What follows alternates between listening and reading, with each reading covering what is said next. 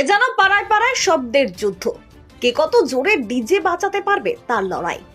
মাধ্যমিক পরীক্ষা, সেই হুঁশ নেই কারোর। পান্ডুয়া নিয়াল গ্রামে সেই শব্দের তাণ্ডব বন্ধ করতে গিয়ে গতকাল আক্রান্ত হয় পুলিশ। গ্রামবাসীদের ছোড়া ঢিলে মাথা ফাটে এএসআই রাজদেব হাজরার। এরপরে অ্যাকশনে নামে পুলিশ।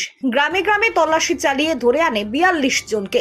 ধৃতদের বিরুদ্ধে অবৈধ জমায়েত, সরকারি কাজে বাধা, পুলিশকে মারধর, পুলিশকে সহযোগিতা করতে গেলে স্থানীয়দের মারধর, সরকারি সম্পত্তি নষ্ট, উচ্চস্বরে মাইক বাজানোর অভিযোগ করা হয়েছে।